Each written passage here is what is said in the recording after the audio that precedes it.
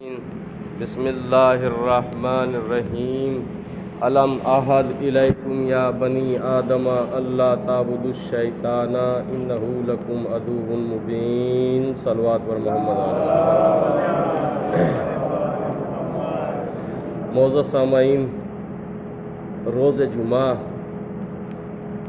ماہ رمضان المبارک کا مہینہ اور جمعہ بھی جمعۃ الوداع۔ سب سے پہلے تو دعا ہے اس وحدہ لا شریک سے کہ اللہ سال آئندہ ہمیں اس سے زیادہ عبادت کرنے کی توفیق عطا فرمائے، اور جو مومنین ہمارے درمیان سے چلے گئے ہیں ان کی مغفرت فرمائے۔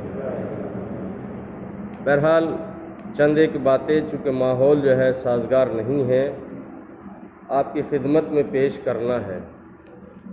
ارشاد ہوتا ہے کہ الم احد الیکم یا بنی آدم اللہ تعبدوا الشیطان، اے بنی آدم، کیا ہم نے آپ سے یہ عہد نہیں لیا تھا کہ اللہ تعبدوا الشیطان، کہ تم شیطان کی عبادت نہ کرنا،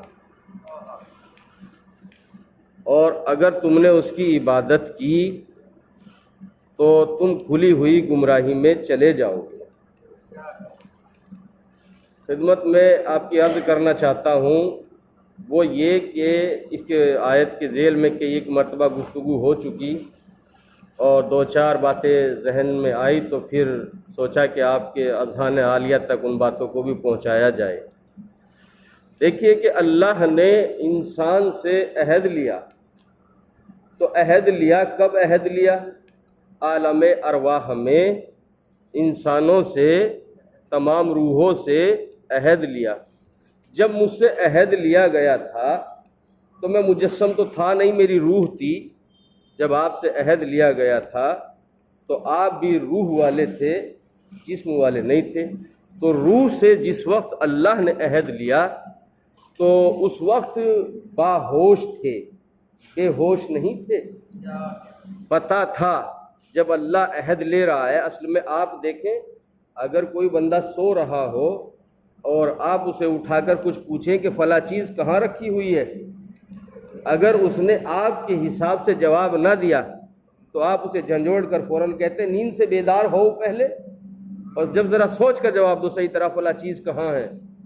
تو ایسا تو ہو نہیں سکتا کہ ہمیں ہوش نہ ہو اور اللہ نے ہم سے عہد لے لیا ہو اور ہم کہہ دیں ایسے ہی نہیں۔ جب ہم سے عہد لیا گیا، عہد کی ایک دوسری چیز اور ہے، میں آپ کی خدمت میں عرض کروں، کبھی کبھی ایسا ہوتا ہے کہ انسان کسی سے کچھ پیسے دولت قرض لے لیتا ہے، اور جب قرض لے لیتا ہے تو وعدہ یہ ہوتا ہے، عہد یہ ہوتا ہے، کہا جاتا ہے کہ مثلا مجھے آپ 5,000 روپے ادھار دیں تو میں آپ کو مثلا 5 دن کے بعد میں یا 1 مہینے کے بعد میں، جب بھی جو ٹائم رکھا جائے، میں واپس کر دوں گا۔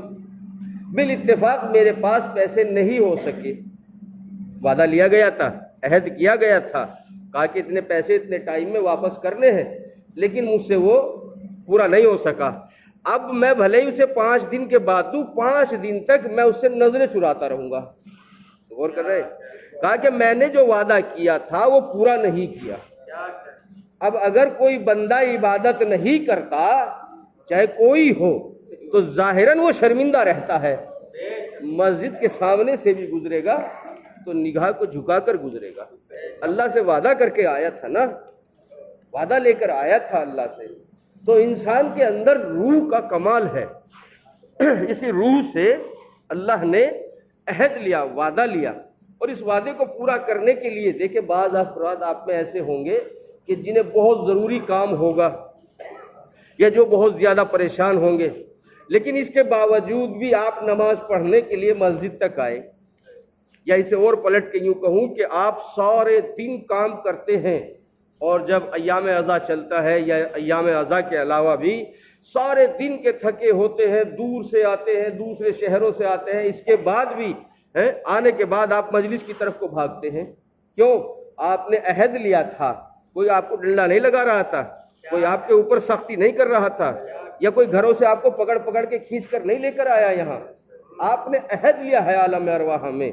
تو اللہ نے کائنات کے ذرے ذرے سے عہد لیا، ایک ایک چیز سے عہد لیا، اور جب تک عہد نہیں لے لیا تب تک اسے خلق نہیں کیا گیا، اور جیسا جیسا جو عہد پہ اترتا گیا، وعدہ کرتا گیا، ویسے ویسے اس کی تخلیق ہوتی چلی گئی۔ اچھا، روح بھی انسان کی کبھی کمزور ہو جاتی ہے اور کبھی جو ہے طاقتور ہو جاتی ہے، یہ بھی ایک بات ہے، چونکہ روح سے ہی تو عہد لیا گیا ہے۔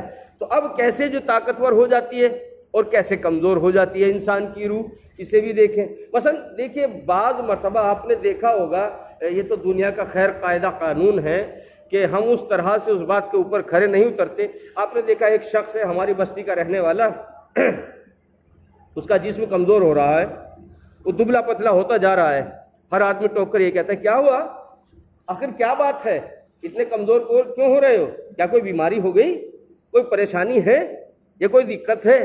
ہر آدمی اسے ٹوک ٹوک کر یہی کہتا رہے گا کہ تم جسم کے اعتبار سے کمزور ہو چکے ہو۔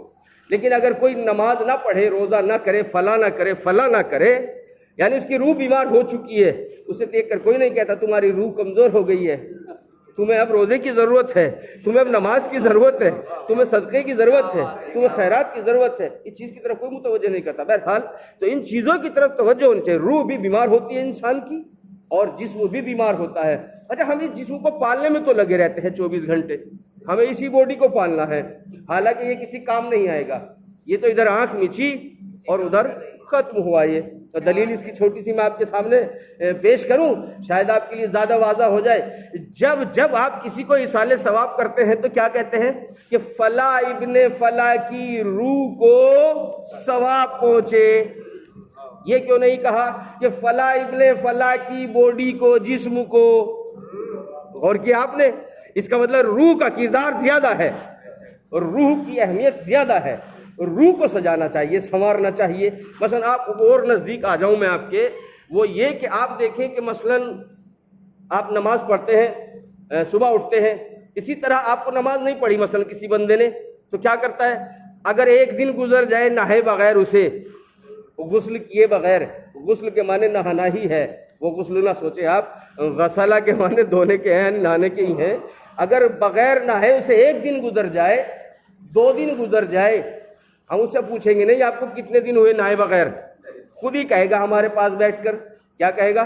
2 دن ہو گئے ہیں مولانا صاحب نہائے ہوئے، بس جا رہا ہوں، نہاؤں گا، پہلے فریش ہوں گا، یہی کہتا ہے نہیں کہتا ہے؟ یعنی اس جسم کو صاف کرنے کے لیے، اس باڈی کو پاک کرنے کے لیے یہ کام کرتا ہے۔ کسی نے روکا تھوڑا ہی، کسی نے پوچھا تھوڑا ہی، لیکن روح جو اندر سے نجس ہو گئی ہے اس کے لیے کبھی نہیں سوچتا، اس کے لیے کبھی غور و فکر نہیں کرتا کیا کرنا چاہیے، کیا نہیں کرنا چاہیے۔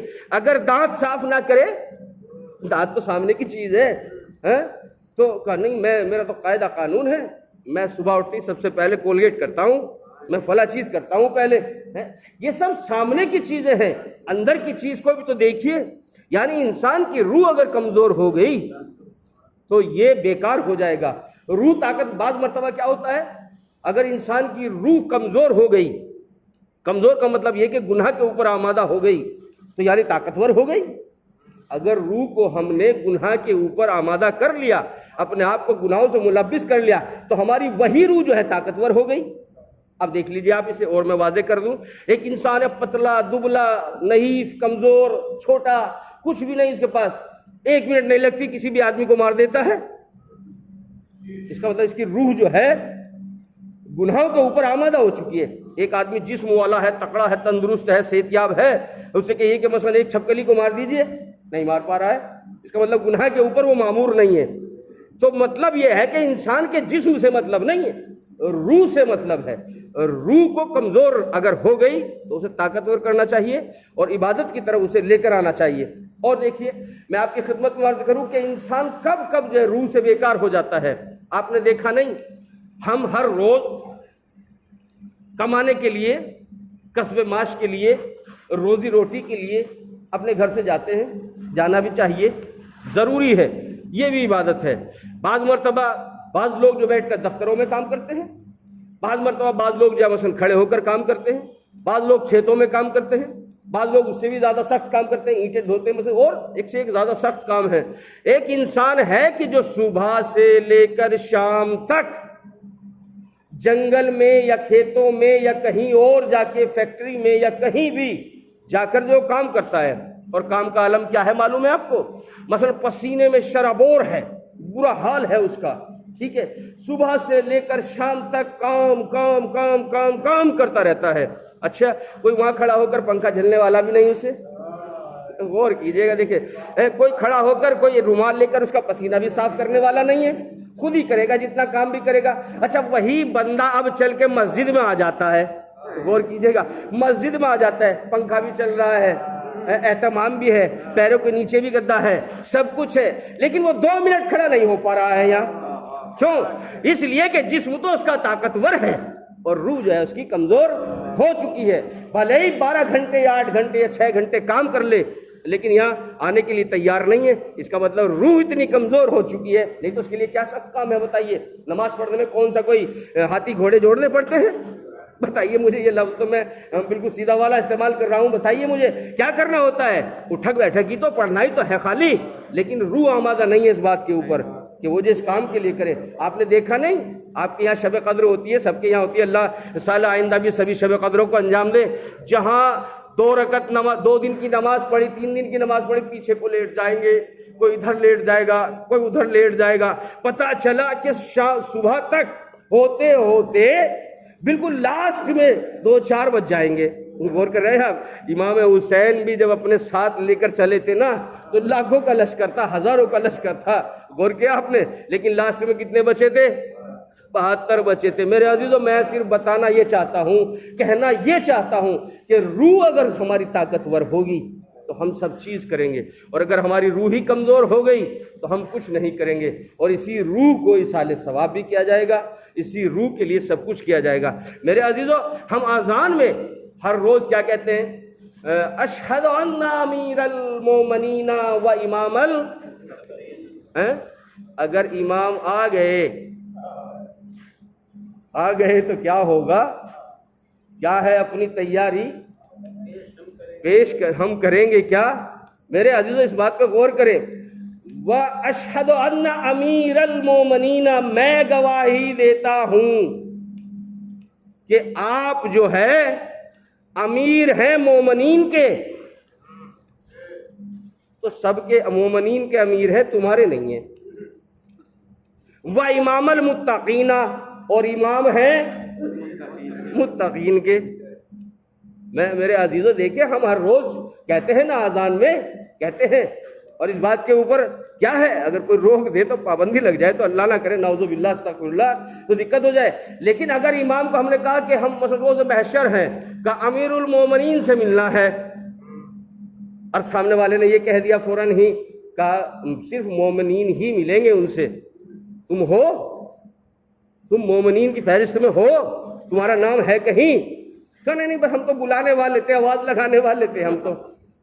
میرے عزیزو دیکھیے، آج ہمارے پاس وقت ہے، ٹائم ہے، سب کچھ ہے، اپنے آپ کو آمادہ کریں۔ آج جو ہمارا تھیلا ہے وہ بھر جانا چاہیے، اور ایسا نہ ہو جس تھیلے کے اندر ہم اپنی نیکیاں ڈال رہے ہیں۔